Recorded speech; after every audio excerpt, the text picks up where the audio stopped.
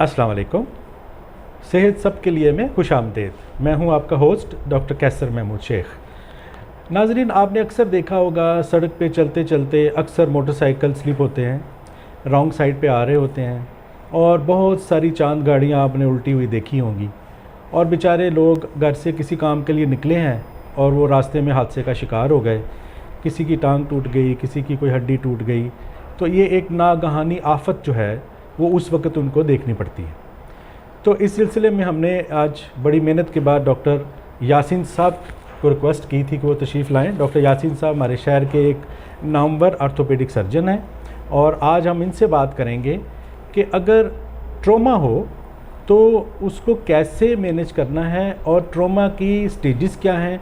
बाज़ औक़ात घर में छोटा सा कोई ट्रॉमा होता है, कोई चोट लग जाती है, स्लिप हो जाता है पाँव, बच्चे को चोट लग जाती है, तो उसको कब हॉस्पिटल लेके आना है और कब तक आप घर में उसको मैनेज कर सकते हैं। तो जी अस्सलाम वालेकुम डॉक्टर। वालेकुम सलाम सर। ठीक है sir, thank you very much for coming here. Sir, जैसे मैंने जिक्र किया कि ट्रॉमा जो है ये बहुत लेवल का ट्रॉमा है। बाज़ औक़ात ये होता है कि छोटी सी चोट होती है लेकिन लोग उसको कहते हैं कि नहीं नहीं ये बहुत बड़ा मसला है, इधर उधर लेके फिरते हैं। तो कुछ ऐसी चीज़ें हैं जो घर में मैनेज हो सकती हैं और फिर ये है कि किस वक्त वो डॉक्टर के पास लेके आएँ और वो फिर कैसे उसको मैनेज करें। ज़रा इसके बारे में कुछ फरमाइए। जज़ाकल्लाह sir, thank you very much. आपने बहुत रेलेवेंट क्वेश्चन किया है। बेसिकली ट्रामा का मतलब ये होता है कि कोई ऐसा इवेंट जो अनएक्सपेक्टेड है और आपकी बॉडी पे कोई हार्म कर रहा है, तो इसको हम ट्रामा बोलते हैं। ये आपको घर में भी पेश आ सकता है, जैसे कोई मतलब बुज़ुर्ग चल रहा है वो गिर गया, या कोई बच्चा चल रहा है किसी चीज़ से टकरा गया वो गिर गया, या हाँ जी सीढ़ियों से गिर गया किसी जगह से भी, या आप सड़क पर जा रहे हैं तब भी हो सकता है, या खुदा न खासा आप किसी लड़ाई में किसी को छुड़वा रहे हैं तो उसने आपको कर दिया। तो ये मुख्तलिफ तरह के सीन हो सकते हैं जहाँ पे आपको ट्रामा हो सकता है। इसको आम ज़ुबान में हम चोट कह सकते हैं जी। ऐसे तो इसकी सेवेरिटी या शिद्दत जिसको हम बोलते हैं ये बहुत माइनर से हो के बहुत मेजर तक हो सकती है। तो अक्सर औक़ात छोटी मोटी चोट जिसको हम माइनर ट्रामा बोलते हैं ये घर में होता है और अल्हम्दुलिल्लाह हम इसको घर में ही मैनेज कर सकते हैं। ठीक बात। और अगर ज़्यादा मसला बन रहा है, यानी कि आप ये देख रहे हैं कि पेन सेटल नहीं हो रही, सोजश बढ़ती जा रही है और कोई अज़ा में यानी टांग या हाथ में कोई टेढ़ापन भी आ गया, तो इसका मतलब है अब शिद्दत ज़्यादा है, तो ये घर से बड़ा काम है। ठीक बात। तो यानी माइनर ट्रामा भी हो सकता है और मेजर भी, तो घर में भी आप मैनेज कर सकते हैं। अगर थोड़ा है ज़्यादा है तो आपको इसको प्रॉपर डॉक्टर के पास जाना पड़ेगा। डॉक्टर साहब, अक्सर ये होता है कि घर में किसी को चोट लगती है तो फ़ौरन हम चीज़ गर्म करके उस पर लगाना शुरू कर देते हैं, जो कि मेरे ख्याल में गलत है। आप इसको बताइए कि उस वक्त बर्फ़ लगानी चाहिए या कि उसको गर्म कोई चीज़ लगानी चाहिए और किस वक्त वो इस हालत में आप एक दिन आपने लगा ली, अगले दिन बच्चा उठ के चल ही नहीं रहा या उसको प्रॉब्लम हो रही है, वो सूज गई है, जगह नीली हो गई है, तो इस बारे में फिर क्या करना है हमने? Sir thank you very much. ये सबसे कॉमन हमारी जो है ना प्रॉब्लम होती है। सर मैं आपको एक छोटी सी बताता हूँ कि जब भी कुछ चोट लगती है तो आपने ये सबसे पहले उसको देखना है कि उस जगह पे प्रॉब्लम क्या है, सोजिश कितनी हो गई है, क्या वो बच्चा या मतलब जो भी वो चल रहा है उसको यूज़ कर रहा है या नहीं कर रहा, और तीसरी उसको पेन कितनी है। तो शुरू में क्या करना होता है जब ये इवेंट हुआ है तो इसके लिए मैं एक लफ्ज़ समझाता होता हूँ अपने बच्चों को, राइस, RICE।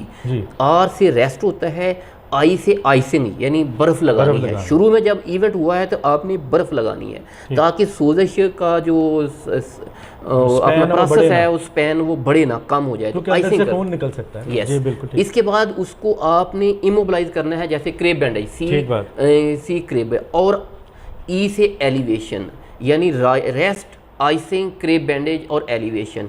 ये ऐसा मैन्यूवर है कि माइनर ट्रामा है, ये आप घर में करें और इससे जो पेशेंट्स होते हैं कुछ ही खासी इंप्रूवमेंट हो जाती है और पेन सेटल हो जाती है, स्टेबल हो जाते हैं, और उसके बाद फिर अगर आप शिफ्ट करेंगे पेशेंट तो वो बेहतर जल्दी हो जाएगा बनिस्बत इसके कि ये आप मैन्यूवर ना करें। तो अगर आप समझ रहे हैं कि ये बच्चा चल रहा है तो उसको बेशक आप घर में कर लें, वो तो ठीक हो गया, ज़्यादा हाइप क्रिएट करने की जरूरत नहीं है। ठीक बात है।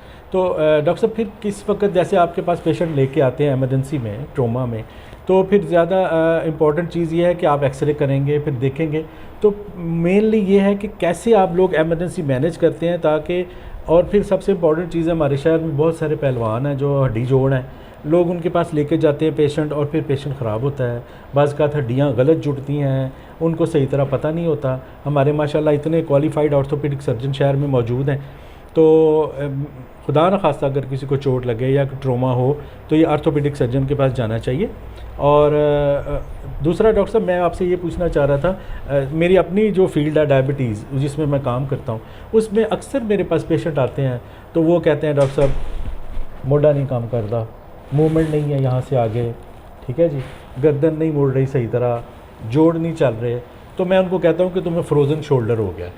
तो फिर हमें आपकी खिदमत लेनी पड़ती हैं, मेडिसिन में कुछ देते हैं उनको, गैबलिन गैबिका टाइप दवाइयाँ, लेकिन उससे उतना फ़र्क नहीं पड़ता। तो उस बारे में कुछ ज़रा बताइए, आपका हम फ़ायदा उठाएं, आप तशरीफ़ लाए हुए हैं। Thank you very much sir. मैं ना पहले आपका जो ये प्रॉब्लम आपने बताया है फ्रोज़न शोल्डर, उसके बारे में बता देता हूँ। फिर जो है ना मैं आपको बताता हूँ कि पेशेंट को कब आपको डॉक्टर के पास लेके आना चाहिए और क्या चीज़ें देखनी चाहिए। जी बिल्कुल ठीक सर, ये आपने बहुत रेलिवेंट क्वेश्चन किया है। शुगर का इफेक्ट जो होता है, एक तो शुगर है उसको वेल कंट्रोल होना चाहिए, उसका इफेक्ट जिस्म के तकरीबन हर हिस्से पे होता है और पट्ठों पे भी होता है और नर्व्स पे भी होता है, जिसको हम डायबिटिक न्यूरोपैथी या प्रॉक्सिमल मायोपैथी कहते हैं। उसकी वजह से ये जो मसल हैं या ये वाले मसल आपके वीक हो जाते हैं। जब वीक हो जाते हैं और ऊपर से वो टाइट हो जाते हैं, जिसकी वजह से कंधा जाम हो जाता है। अब होता क्या है कि एक तो शुगर आपको पता है गुर्दों पे भी असर करती है, फिर वो बेचारे दर्द हो रही होती है, दर्द की दवाइयाँ भी खाते हैं, वो भी गुर्दों पे असर करती हैं, तो ये डबल हिट हो जाती है गुर्दों के लिए। तो आजकल इसकी रेकमेंडेशन ये है कि आप दवाइयाँ कम से कम दो, इस तरह की इंटरवेंशन करें कि जो वो जाम हुए हैं उनको खोल दें और इसके बाद फिजियो करें। उसके लिए मुख्तलिफ तरह की इंजेक्शन ट्रीटमेंट है और वो लगा के उनकी पेन कम हो जाती है। जॉइंट्स को हम खोल देते हैं, इसको हम हाइड्रोडायलेटेशन बोलते होते हैं।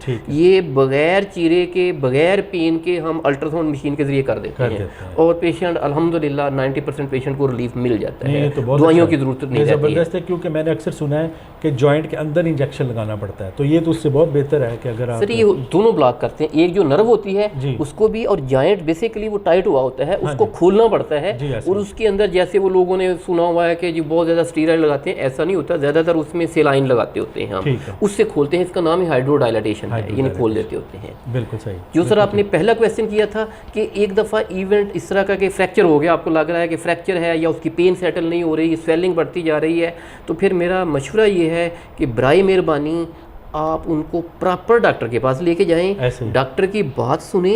हो सकता है उसकी बात आपके दिल को ना लगे तो उसकी ओपिनियन दूसरे डॉक्टर से ले लें कि जनाब ये इस डॉक्टर ने बोला है, तो आप बताइए कि इसके बारे में क्या है, ये आपका राइट है। लेकिन आप हमारे इधर कम से कम गुजरांवाला में मैंने ये देखा है कि लोग जो है ना डॉक्टर के पास आने से अवॉइड करते हैं। इसमें शायद हमारी भी कुछ कमज़ोरियाँ हों, लेकिन बहरहाल मेरी रिक्वेस्ट है कि आप डॉक्टर के पास आएँ। आप प्रॉपर ऑर्थोपेडिक सर्जन, ऑर्थोपेडिक में दो चीज़ें होती हैं जब आप किसी अनक्वालिफाइड बंदे के पास चले जाते हो। देखिए, जब सूजश हो रही है तो सूजश होने का मतलब है कि आपकी टांग या बाजू वो सूज रहा है, ऊपर से टाइट पट्टी कर दी जाती है और सम टाइम इसके कंसिक्वेंसेस बहुत ख़तरनाक होते हैं, यानी खून आगे जाना बंद हो जाता है और हमें अल्लाह न करे कभी कभार उसके आर्गन की भी जो है हमें, तो इसलिए सबसे पहली बात यह है कि डॉक्टर के पास जाएं। हम वहीं पे जाके तीन चीज़ें देखते हैं कि जी यहाँ पे इंजरी किस तरह की है, इसके अलावा किसी और जगह पे तो नहीं है, और जिस जगह पे चोट लगी है उससे आगे जो खून है और जो नर्व्स हैं,